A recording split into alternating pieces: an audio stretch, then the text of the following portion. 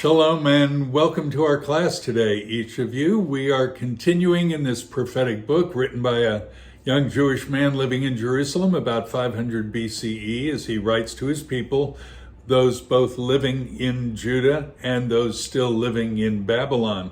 And to each of these groups, he has some clear words, and I trust that those words he spoke 2,500 years ago will speak to you and to me as we will consider what God meant as he used that young man. And we'll try to learn what God has to say to us as 21st century people.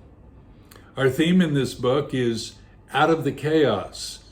And there was plenty of chaos around young Zechariah in those days, and dare I say, around us in our days as well. How we find its opposite, that is, whether you title it control or comfort, pleasure or ease. That's the goal of my studies in this book with you. If you don't mind, please read the chapter before you come to the class live. And if you're watching YouTube, pause your playback, read chapter 6, and then rejoin us. Thanks. Welcome back. 20 days ago, Prince Charles of England became King Charles III and wore the proper clothing and donned the crown. He is the 40th monarch since the Battle of Hastings in 1066. Great pomp and circumstance, ballrooms and balls, horse-drawn carriages, photography enough for generations, and media coverage that still has not ended. In today's reading from Zechariah, we will see another coronation at the end of the final night vision, the 8th of 8, and wonder who is wearing the crown and what its role is in the life of the Jewish people around 500 BCE or so. So let's jump in. Two sections today, Chariots and Coronation. That's what we're looking at. Verse 1. The 8th vision has a weird cast of characters and settings. There are 4 chariots that are seen coming from between 2 mountains. The mountains are made of bronze. They are driven by 4 different colors of horses. And then in the interpretation, the angel tells Zechariah that they're not chariots at all, but the 4 spirits or 4 winds. Are you confused yet? Just wait. While in chapter 1 we looked at horses and their riders, here in chapter 6 we only see the horses and chariots without riders. Earlier the purpose was reporting on global events and conditions. Here we have to ask, what is the purpose?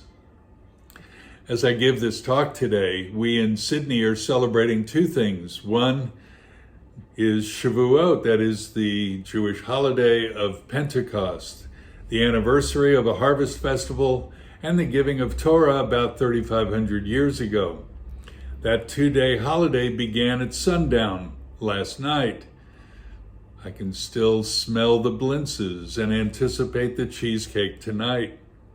The other celebration is the opening of Vivid, the annual reminder here that any building can become a canvas of light and art. In the midst of these 2 annual moments, we're studying chapter 6 of Zechariah with his commensurate weird imagery and night visions. I mean, we're supposed to stay up all night last night and tonight reading the book of Ruth and learning. Okay, given our calendar, this chapter makes sense. The Jewish commentator Ibn Ezra, one of many 11th and 12th century Spanish rabbis, the symbolism here is straightforward. That's what he makes it clear.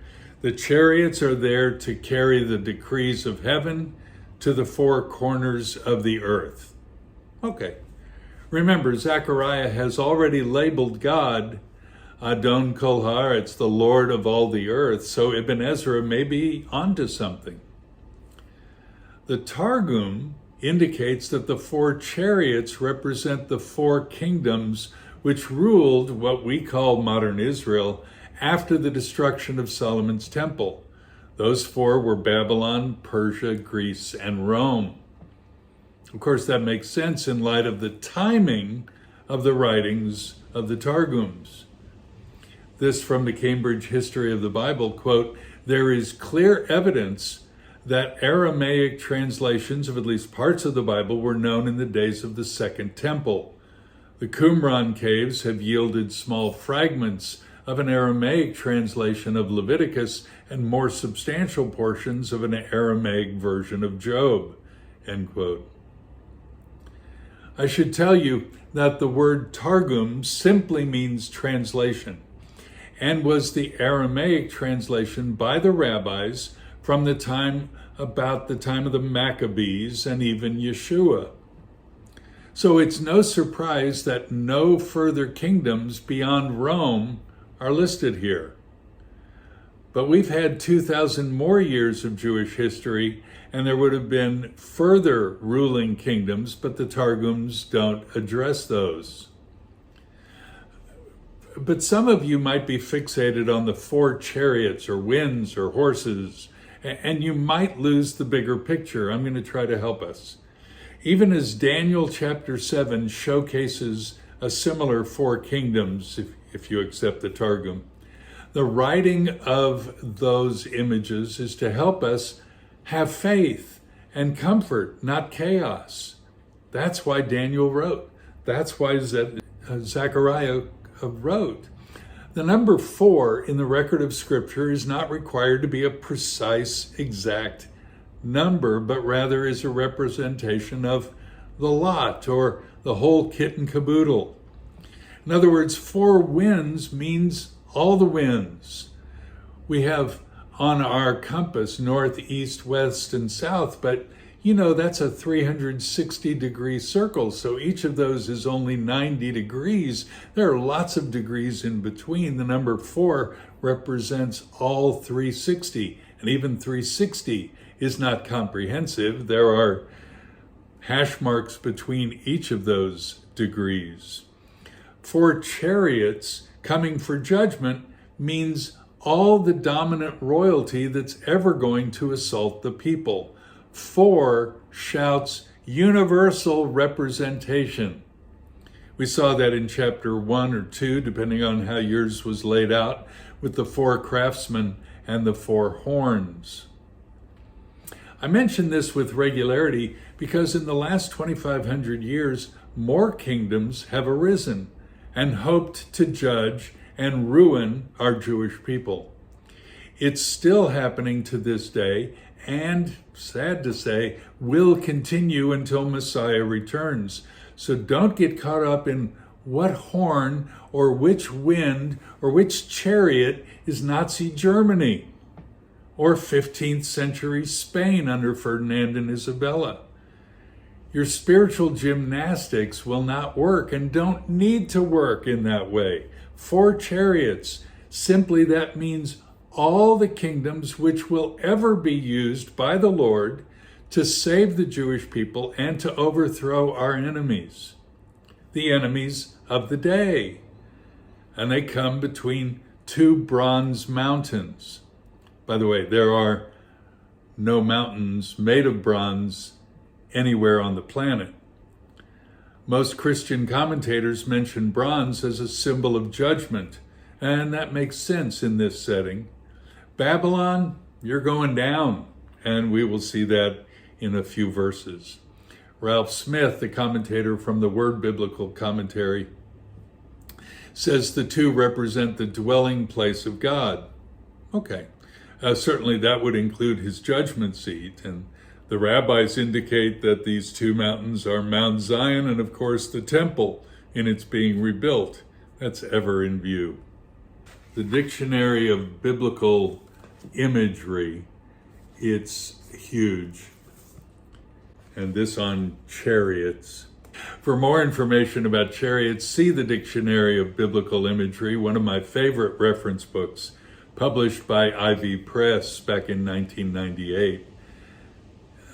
Page 138 unpacks all the references to chariots, including Ezekiel's use, Jehu's furious ride.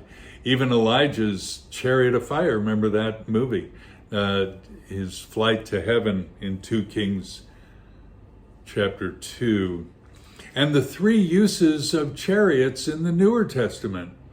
Remember, Philip came up to the Ethiopian eunuch who worked for Candace. That's in that book, as well as a couple passages from the book of the Revelation.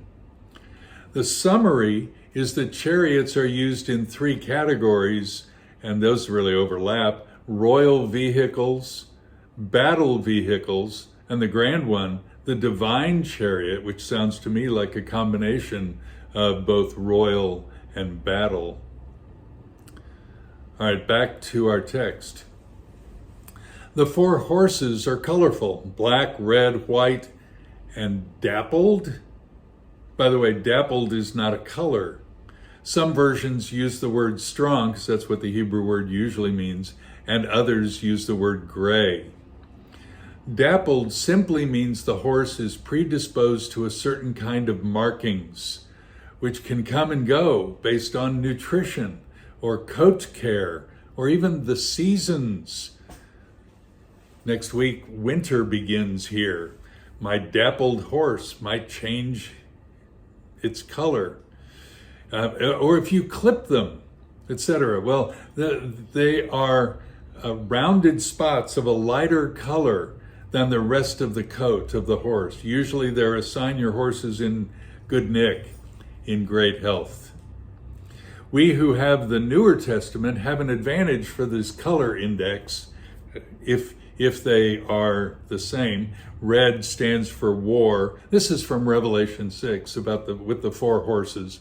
You might have read that. Red stands for war, black for famine, white for death. But there's one more.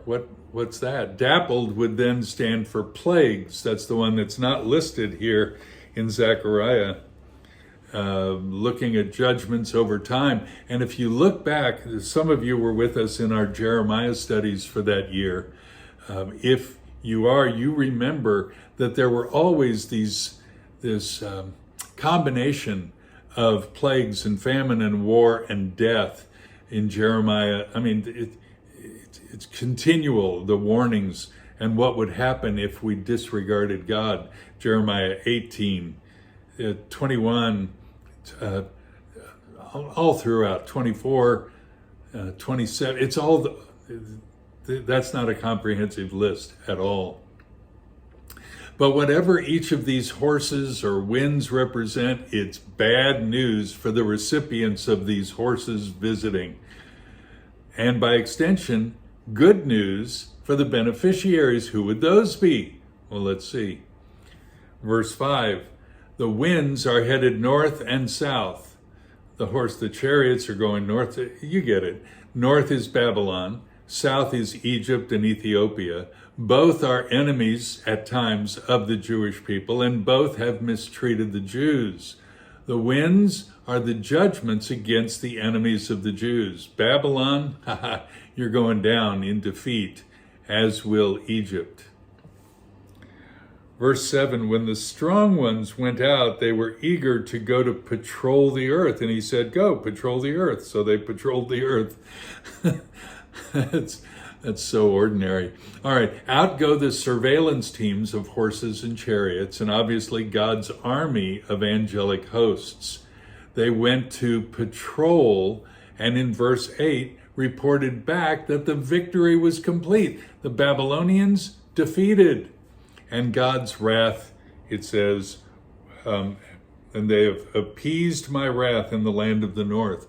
So God's wrath was appeased. The Hebrew is from the root nuach, meaning to settle down on or to satisfy or complete. Most understand that this is both the judgment on the Babylonians and the resultant news about the rebuilding of the temple. Ibn Ezra said that all the Jews in the north were then safe. So that's the chariots. That's the first part of our study. Now we turn to a coronation. It includes 3 things: a confrontation, the actual coronation itself, and finally a commemoration. All right, first the confrontation. It says here in verse 9 and 10, take an offering from the exiles, so these are Babylonians coming back. 3 visitors from Babylon rock up to Jerusalem, and they're bringing an offering. That's pretty great. They were to stay at the home of a man named Josiah, whose nickname was Chen. That's really a great name. Chen means grace. And they were bearing financial aid from the Jews of the north. Remember, we'd built houses, we'd settled, we'd raised farms, we planted. So the words of Jeremiah to go to Babylon and make a home there, they'd done that. And then, of course, we had plenty of finances to come and support the fallen ruins of Jerusalem. So that's what they were doing. They came back to support the rebuild of the temple. Only verse 10 says that Zechariah is responsible to take the goods and to fashion a crown or two. That's a dilemma, isn't it? Can designated funds be reassigned by someone else? And verse 11 says that the crown is to sit on top of a priest, a high priest, Joshua. But nowhere in Torah are we told about such an action. He's supposed to wear a mitre. Nowhere else in Jewish history had this been done. The 3 in the delegation probably wondered what the end game was. What's Zechariah doing in redeploying this financial package? How dare he? What's he trying to do? Good question. Radak, that's another rabbi from that same era as Ibn Ezra and Rashi and Rambam. There's so many. Radak said he wanted to make 2 crowns, not 1. How does he get that? Others comment that this is 1 crown that was so glorious it appeared with diadems and could have appeared as 2. I like that there is confusion. You see, the Hebrew word in verse 11 for crown, atarot, is plural. But the verb, set it on him, is singular. Hold on.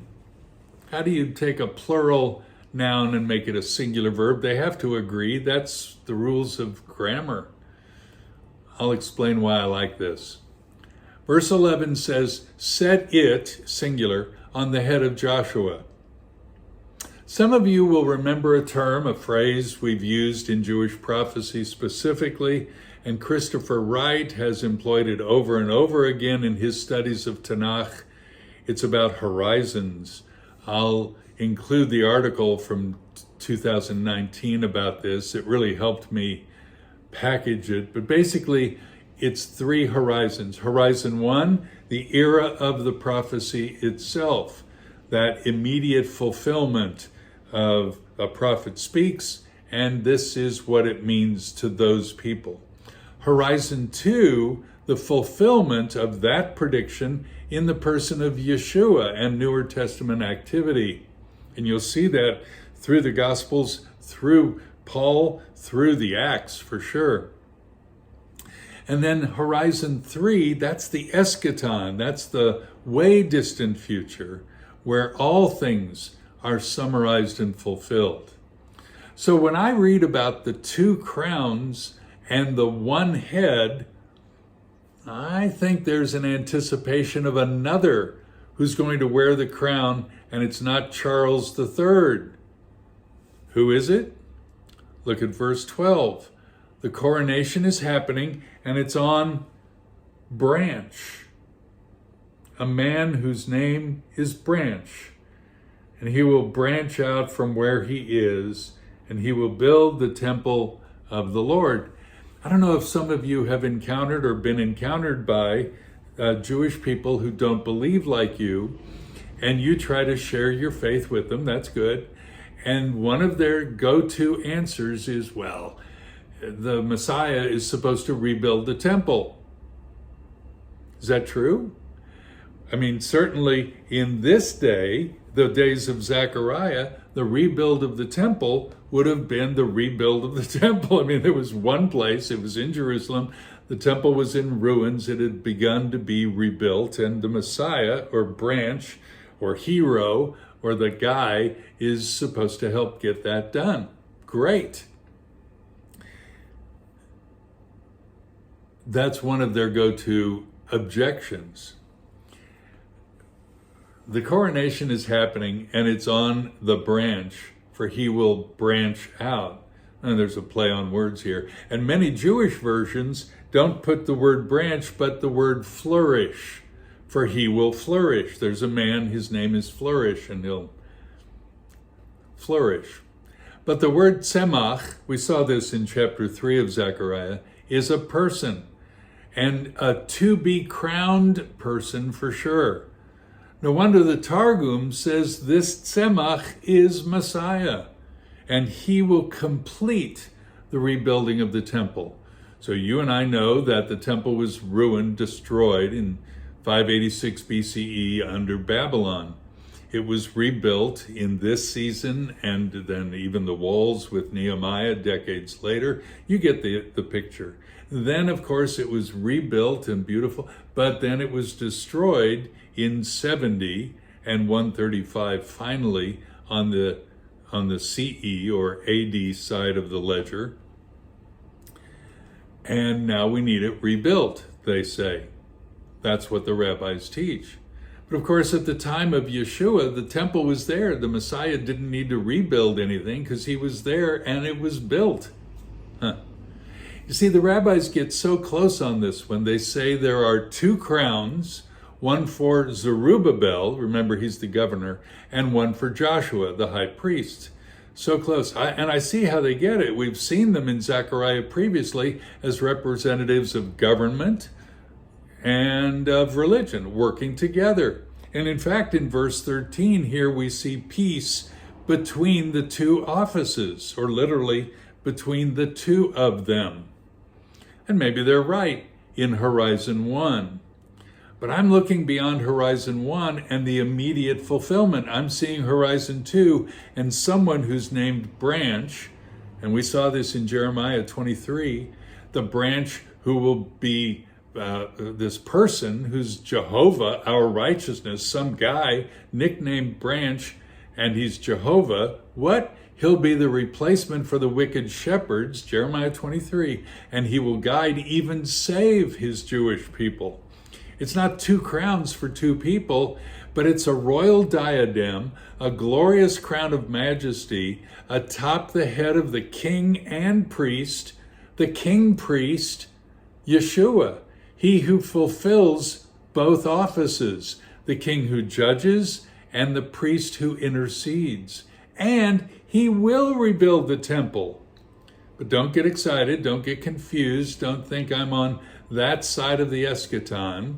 John said this, he's recording this, that Yeshua answered them and said, "Destroy this temple, and in 3 days I will raise it up." The Jewish people then said, "It took 46 years to build this temple, and you're going to raise it up in 3 days?" Yeshua would rebuild the godly line, the godly life, his relationship with us on the 3rd day when he rose from the dead. Everything would be satisfied in Horizon 2 when Yeshua rose from the dead.